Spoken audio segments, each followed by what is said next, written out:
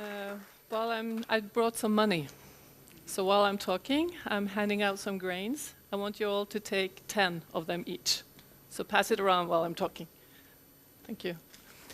I need this. Yes. Oh, we need that one. Okay. Yeah. So, last Friday, a week ago, I was at the opening of the Literature Festival in London. And I was attending a special curated event, and I knew, of course, that it was all based on one of the works I'm going to share with you today, the Future Library. And on stage, there were two authors that is part of the project already. You can see them here. It's Sean from Iceland and David Mitchell.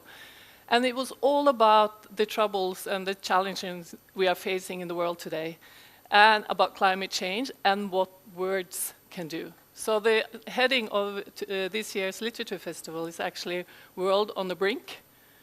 What can word do? I'm going to tweak that a little bit today, and I'm going to ask the same question, but what can art do? And before that, I'm just going to tell you where I'm at, because you're in my homeland in a way. I work with the development in this area, and it's the largest transformation project ever in Oslo, in Norway. And it was a wasteland, harbor wasteland, and we're transforming it into a new city. And the company I work with is building the infrastructure, including the common spaces, the common shared spaces in the area. And remember, there are no neighbors in the beginning. It's been going on for 15 years, and it will go on for maybe 15, 20, depending on money, market. So we'll see how long it takes.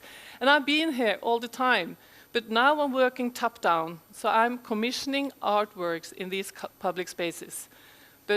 And I'm a business person here now. But more important is that I have this crazy part of me. I have a heart beating. And so some years ago, I bought this ship together with some friends. And I started a bed and breakfast and a cafe and a theater with 220 seats, just there. It happened to, I got the place right there by serendipity in Bjørvika. It was before they started building the opera. It was a crazy thing. I'm not sure. If I had thought one more thought, I would not have done it. But today I'm really happy to have been doing that for 10 years. But what's important about it is actually I know what it takes to follow your heart. It's not about money. It's about experience, meaning, and becoming happy and make every day happy and make people happy.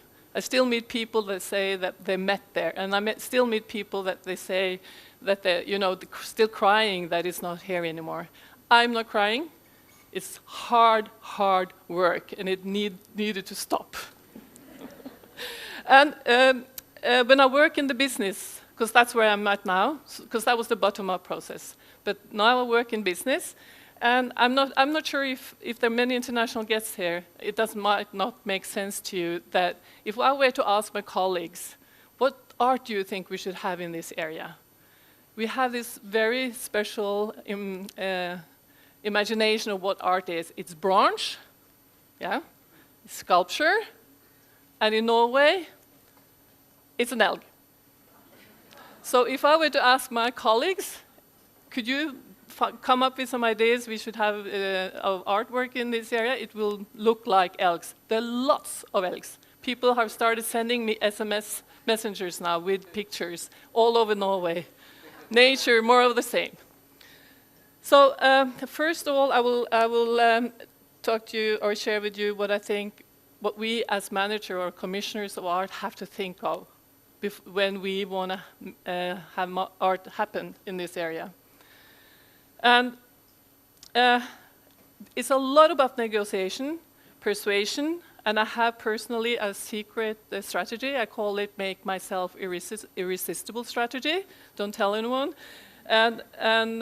But if I were to pinpoint something that is very important when you work with art in business and in public spaces like this, you need to set a direction. You need a vision. You need to set it very clear so that you can discuss it with the rest of your colleagues or your board along the way. And this is the opera roof. It's a beautiful mountain. When you enter it, it's a physical experience. If you haven't been there, you have to go and test it out. It's like entering a mountain physically. That experience, instead of having more elks, we wanted the artworks to feed into that physical experience of slowness, non-commercial space. That was our vision for the artworks. And that's what I discussed with my board. That's the brief for the artists. Slow space. We have enough with cafe latte and financial district, so what should the public spaces offer people and the art? The next one is boldness. I think if you want to have art to work in these spaces, you need to be bold. You need to be wanting to explore new ideas. You need to be open, and you need to maybe think about time differently, slow time, but maybe time is a landscape more. And you need different approaches and bold leadership. I work in the construction business. If they had asked me to do a risk assessment when the artist came up with a proposal, none of those works would have happened, I tell you. Because risk, when you work with artists or innovations, is actually to be able to kind of tacit find out which door should I keep open as long as possible. So it's not a linear kind of thing, it's more like a landscape thing. The next heading is hope and trust. This is Katie Paterson. She's a Scottish artist. She was the one I commissioned first, and to come up with an idea about an artwork. Katie is a brainchild. She investigates our human beings' relation to the universe. She set up a telephone line under a glacier on Iceland, and the whole world called to hear what a glacier sounds like. And Norwegians, I think, would laugh at that. But remember, there's so many people in the world that can never imagine snow, not a glacier, how it sounds when it cracks. So of course the world called. And she has also deconstructed, she went to Sahara, took sand, brought it to Saden in Switzerland. She always works with scientists. So they deconstructed them to the smallest part possible. She went back to Sahara and she also mapped all the dead stars. She has a map of all dead stars. It's an amazing woman. She stayed 1 week in the forest in Norway after doing research here, and she came up with this idea, Future Library. And she said, I need a forest, I need a room, and it's going to last for 100 years. And I was like, oh no. Because I have to make it happen. I could hear my board, this is not going to happen. 100 years, me too. I couldn't see it. Where is the forest? Where can I grow a forest here? It's crazy. Today, a forest is growing. 1,000 trees has been planted, and it's going to become an anthology of books in 100 years. We cut the forest, and the timber from the forest is going to be the interior of a new special design room at the new library just situated over here, opening in 2020 on the 5th floor.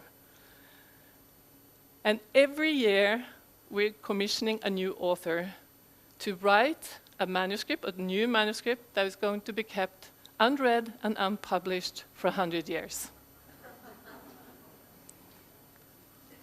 I'm starstruck. I had to choose a picture with me and Margaret Atwood on. I have to admit it, because I adore that woman.